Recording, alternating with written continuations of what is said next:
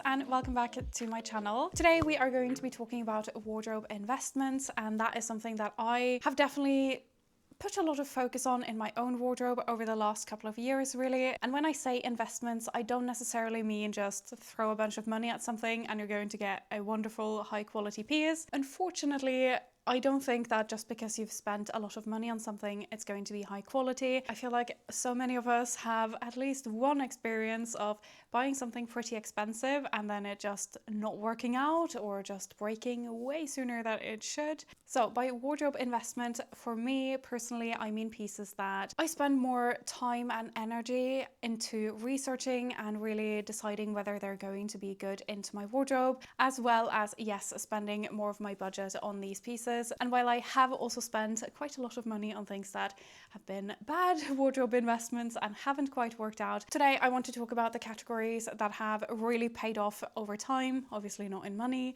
but in the way that they have elevated my outfits, the way they have lasted a really long time, and how much enjoyment I've gotten out of them. So this isn't about buying everything expensive that you can get your hands on, it's about being really intentional with the budget. And for I want to say all of these categories, maybe apart from one, these are pieces that have longevity in your wardrobe that can stay for years and years and years. The first category where I spend more money and absolutely do not regret it is jewellery. I wear jewellery pretty much every single day. I don't feel like my outfit is finished without it. I don't know what it is, but it adds that polishing touch, even if, or maybe particularly if I'm wearing just really classic basic pieces and simple outfits. Jewelry just has that magical effect to make the outfit feel really elevated and pulled together. So I think investing in fine jewelry that can last you a lifetime is really, really worth it. You buy it once and you wear it forever. And some of my favorite pieces in my collection are from Linjer. They are also sponsoring the segment in today's video,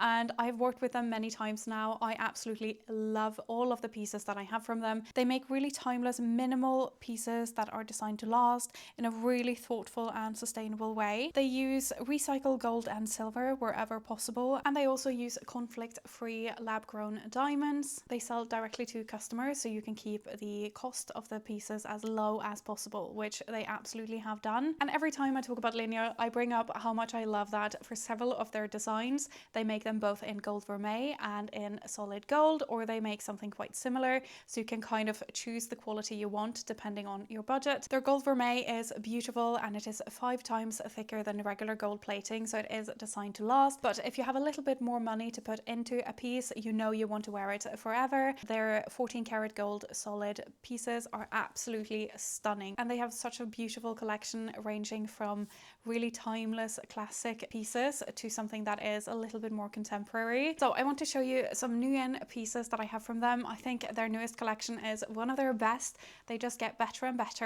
The first piece I want to show you is this necklace right here. This necklace is called the Gemma necklace, and it is a 14 karat gold necklace with a little diamond bar in the center. And like all of their 14 karat gold pieces, this one just sparkles like no other. I think this is so absolutely beautiful and feminine and really delicate, and I absolutely think this would look good layered with other pieces as well, but honestly I love the way this one looks on its own. I think it's perfect for these types of outfits where I have like a silk shirt on and I can just elevate it with a little bit of sparkle that is still really, really understated. It's something I think they are so good at doing. Now, the next piece I selected might be the most beautiful pair of earrings I have ever seen in my life. These are the Helmi drop earrings. They are in 14 karat gold and they have diamonds that sort of graduate smaller as you go down the drop.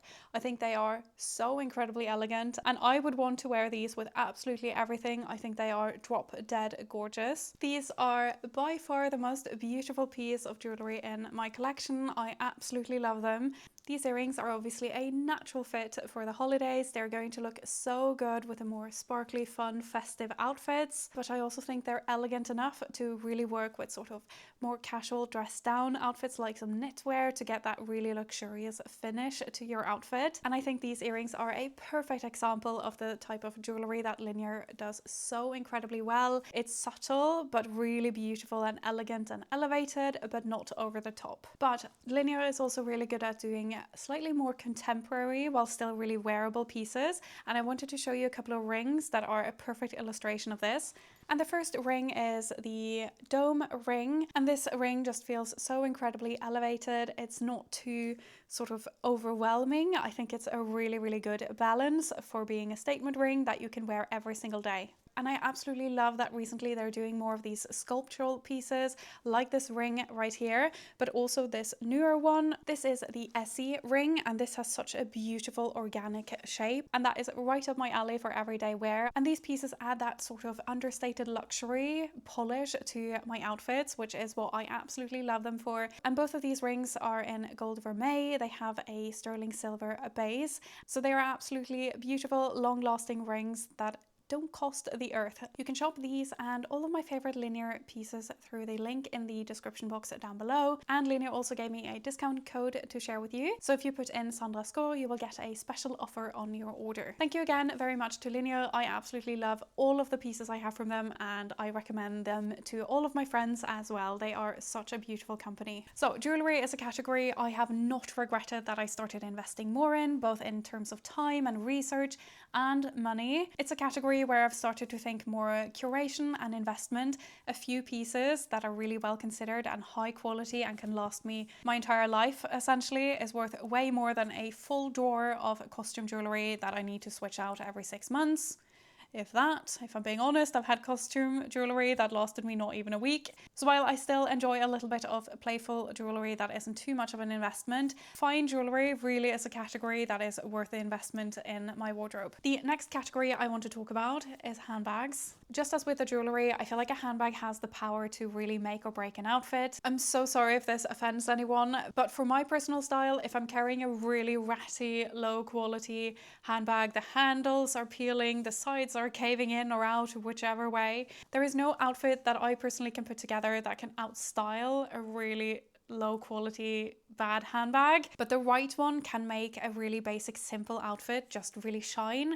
And although I have a lot of handbags, I absolutely do not think you need that many handbags. If I weren't such a handbag lover, I would probably stick with just a smaller handful of bags and just prioritize my budget for a select few that I can wear with the most amount of outfits. Because I think the key with a handbag is that it really needs to hold up, especially for handbags that we use for work, for everyday, things that get worn a lot, especially if you carry a lot. It tends to really wear on a handbag. I am not particularly careful with my handbags.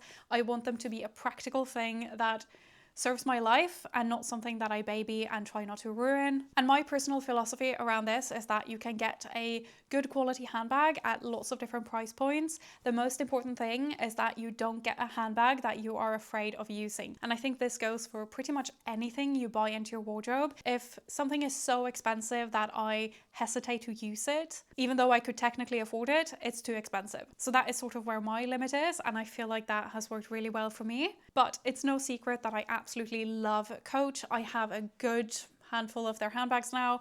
I am so impressed with the quality. Several of you guys as well have told me you have bags that are still going strong after 20 years. I feel like a handbag investment doesn't need to be a high-end designer. I actually feel like you get much more for your money when you go a little bit sort of for the more mid-range handbag brands. I definitely think that you can find styles on the high street that really elevate your outfit. However, my issue with them is that so often, especially if they're not real leather, they have held up not even a season, and that is sort of my frustration with that, is what led me to start paying more and looking into designer handbags in the first place. The next category I want to talk about is belts. I personally think even just one really, really great belt is a really solid investment into your wardrobe. Obviously, it doesn't need to be super expensive. I just think it needs to be high quality. It needs to be something that works really well with your personal style, something you can wear with tons of your outfits. I'm not even going to say it needs to be classic and timeless, because I want to show you my absolute best belt purchase that I've ever made. This is one of the more expensive ones. However, definitely by far one of the pieces in my wardrobe with the best cost per wear. I bought this Valentino belt 6 years ago. Yes, I know it has a big logo buckle that was quite popular for a moment and it's less popular now. I still feel like it's serving its job of being a statement buckle belt that I still wear this. I get so much wear out of it. I don't feel like it's too dated yet. So I'm not gonna say don't buy a trendy belt, because this is my most worn belt and it's still going strong. It has a couple signs of wear, but it still looks really good for 6 years of pretty, like, a lot of wear. I've used it with jeans, with skirts, with belts, with tailored trousers. I've even worn this quite a lot over my outerwear for sort of like autumn and winter, because it's a little bit wider. I think it looks so good over a trench coat or a wool coat. So I have gotten a ton of wear out of this. It's also reversible fairly easily to just switch it around to have it be this tan brown instead. So it has served double duty that way. Although a belt doesn't have to be expensive, look at the leather quality, whether the edges are glazed or waxed, the stitching, the hardware, just the details of the belt. But if you do find a great one, I feel like this is one of those really worthy wardrobe investments. And for me, a belt is one of those pieces I really underestimated until I got one I really loved and I saw the power it had to really elevate my outfits. I have enjoyed my outfits so much more because of this belt, so it had to make the list. The next category is outerwear, and for me this is a wardrobe investment that is not optional. Because I live in Norway, we have pretty cold winters. Even though I live in the south, it is snowy. It's cold for months and months of the year. That means that I try to have as much wool as possible in my outerwear pieces. In an ideal world, it's all made of 100% wool and a silk lining. However, the world is not ideal and my wallet has said no many times, because that is super, super expensive to find. It's also very difficult to find. So as always, if you have any recommendations, please let me know. I have put kind of a rule for myself that no less than 70 to 80% wool content in a coat. Sometimes they also have some cashmere, so that is sort of my limit. Typically the rest of it will be polyamide or polyester, and for me 20 to 30% is sort of the max of what I'm willing to go. Otherwise the piece is just going to be too cool and not breathable and just a bit, I don't like it. As a little side story to prove just how difficult this is to find, I have actually made coats myself. I do like to sew anyways, but it's a very time-consuming project that takes over my living room for a couple of weeks. But I have bought 100% wool fabric and silk linings and I've made a coat. It was still pretty expensive to make, so I don't feel like I actually lose that much money considering the time and everything by actually buying something, but finding that, it's not the easiest. So because it's going to be expensive no matter what I do, I like to really take my time and find something that is also going to be really appropriate for my style, something I'm going to love wearing considering the amount of money I put into it, and make sure it's really going to suit my personal style and that I get something I truly love, which is why at the beginning I mentioned that investment doesn't just mean money. I also spend a lot of time and energy finding the right pieces. But I do think outerwear is worth it because during the colder months, which we have quite a few of, it is the bigger part of my outfit every single day. I repeat wear it a lot throughout the week and months that I wear it. And when I choose the right piece, they really last a long time for many, many seasons. However, I have really regretted buying really inexpensive outerwear.